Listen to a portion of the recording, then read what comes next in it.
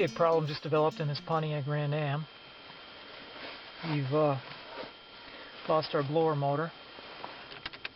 Got the ignition switch on now, by the way, and nothing in any of the four speeds. So first we're going to troubleshoot this. First thing I took a look at here is the fuse box, which is on the dashboard, just to the left of the dashboard. And this 25 amp fuse right here for the blower motor. It's good. Hey, just to point out here some of the other components in the blower circuit. The blower motor itself is behind this casing here, and two wires coming in. There's a ground wire and there's the actual power wire. Another component of the blower system here is the blower motor resistor right here. It's basically 3 resistors at low speed. All 3 come in at the next speed. There's 2 resistors in the circuit, and at the higher speed all 3 come in. And then at the very highest speed at all, the blower motor resistor doesn't come in at all. There's a separate circuit through the blower relay that pulls in and gives it full 12 volt power. So we don't get it under either circumstance, and we know the fuse is good. Therefore I'm really leaning heavily toward the blower motor as being the culprit. Now, by the way, when I troubleshot this, I did use this Haynes manual, and I'd highly recommend getting a manual such as this for troubleshooting purposes. I use this schematic for the blower circuit to find all 4 components, all the components involved. What we're going to do first is disconnect. There's a ground wire on here. You have to jostle these a little bit. And there's actually a ground lug under here. And then there's the actual motor power wire here, which is violet. What we're going to do by way of troubleshooting is get our meter in the circuit. Voltage mode, ground connection on the meter, on the ground lug. And now we'll just connect the positive from the meter to the DC in. Okay, with our meter hooked up to the blower motor wiring, we're now going to turn the ignition switch on and turn the blower motor on. At low speed, second to low, just under high, and high. Okay, so as you can see, we do have voltage going to the motor, directly to the motor. So we're going to replace the blower motor. Now, to get at the blower motor without taking this entire housing apart, we have to, if you can see on here, there's a little groove running along in here that Jim has conveniently put into this cover. It's for the express purpose of removing the blower motor. So we basically have to cut all the way around here, use a utility knife, not going too deep, an 1/8 inch. You can put a little arrow on here to show it. And then we'll peel the cover back, and then we can get the motor itself out. So here you can see GM's instructions. Cut here for motor removal.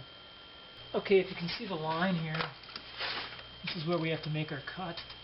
And I've got a utility knife with a brand new blade in it. You can see how this goes. You're not supposed to go very deep. This isn't cutting too bad.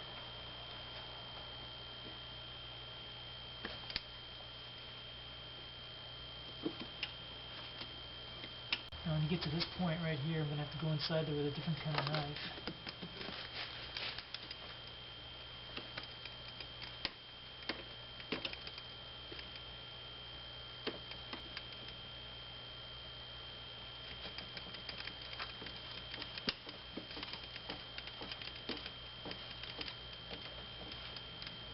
Or perhaps just extend the X-Acto, extend the knife a little deeper, so it'll cut deeper.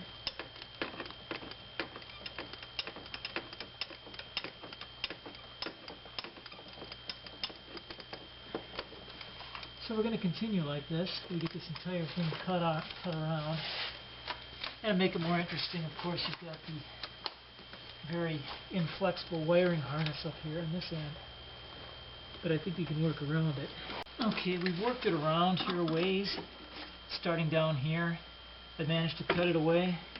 I'm running into trouble over here because the harness that's in the way here. So I'm trying to use a smaller X-Acto knife to get in there. And it's just, unfortunately, you have to get this, quite a bit of this cut away, and also remove some panel fasteners. There's one here that's in the way.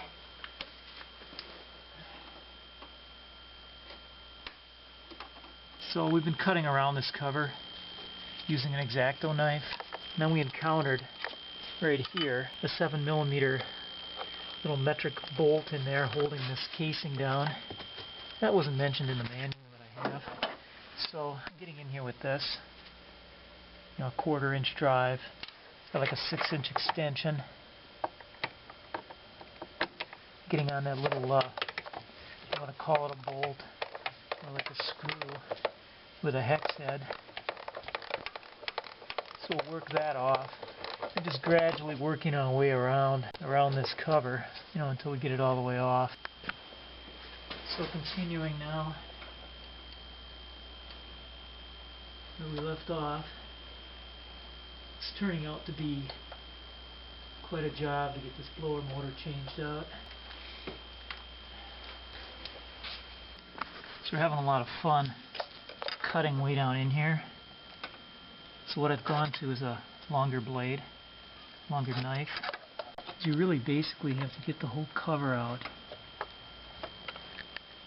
Okay, so here we have it cut most of the way around.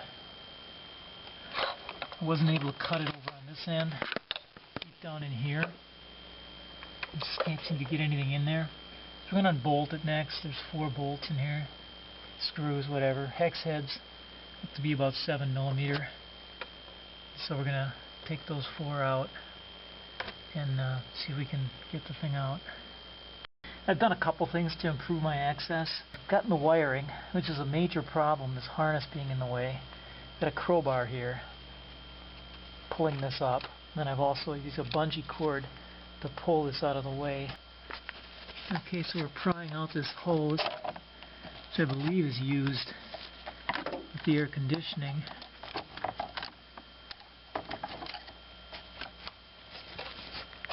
There, that's out of the way. Okay, despite the things I've tried as far as taking the motor apart, it didn't help at all. So the fact is, this cover right here, it has to come off completely in order to pull this entire fan out of there. So I've got a long knife in here, and I'm just going to keep cutting at it until I get it off. So here we are with our knife down in here. As you can see, cutting away the bottom of this, because regardless of what the manuals might say about removing this and leaving the bottom intact, 2 inches intact, this fan will not come out when this housing right here, this cover, is hitting right up against the engine. There is no room. Okay, so we cut away the last piece finally on the bottom, and out comes our cover. Okay, so then it's just a matter of removing 6-7mm mounting sheet metal screws. There's one here. There's a bracket on this one that holds a wiring harness. Panel fastener. I'll remove these.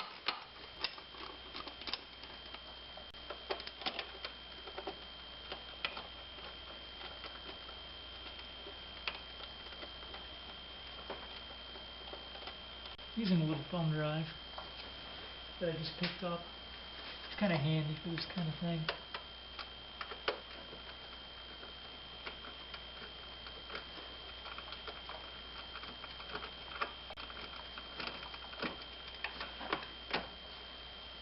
I guess there's actually 5 of these. 1, 2, 3, 4, 5, yeah. I might have said 6.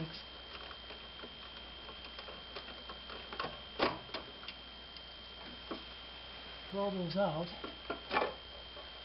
Just slide this motor out. Now here's our replacement motor from Napa. It's about $26. There is a little ground lug here has to be transferred from one. One thing I'm going to do before I put it in is just clean out any paint that might be in there, as well as let's just file this.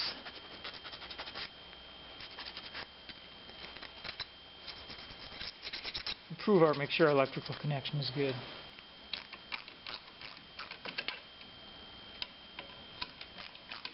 That looks good. Okay, and with our new motor.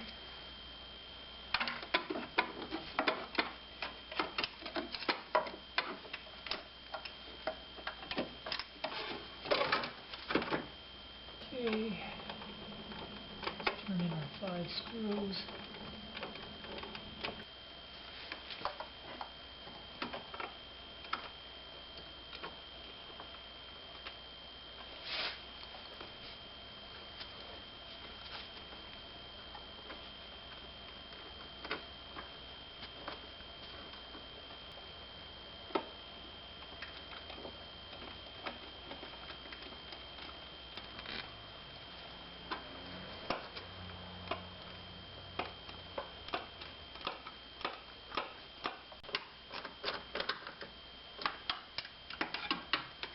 Nothing too exuberant as far as torque on this, of course.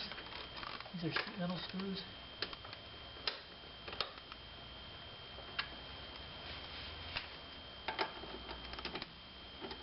Okay. Before we seal this up, this cover, we're going to take this for a little spin. Make sure we have this problem solved. Okay, let's test this out.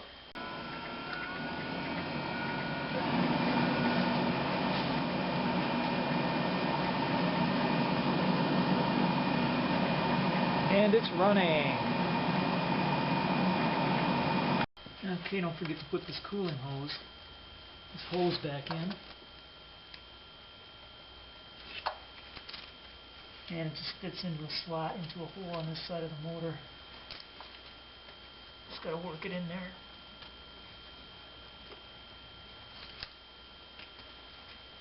So we'll stuff some of this insulation back inside here, especially around this hose. And also some insulation inside the cover. Cover back on.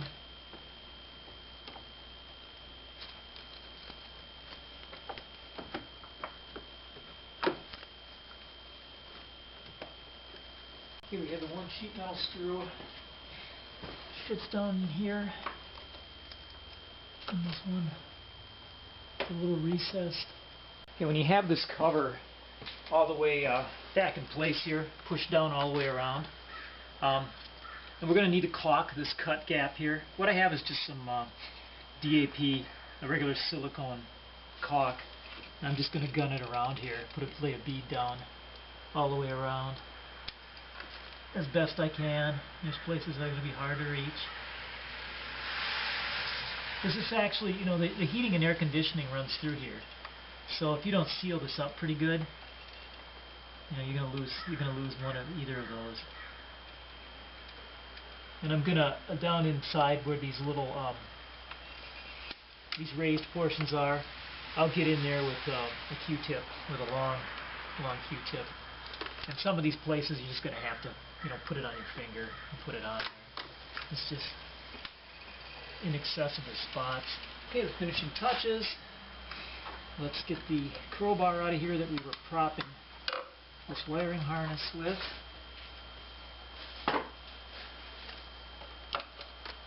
Of course, plug in the motor. And the wires back the way they were. Okay, we should be good to go now. I'd like to thank you for watching my video on replacing the blower motor on this GM car.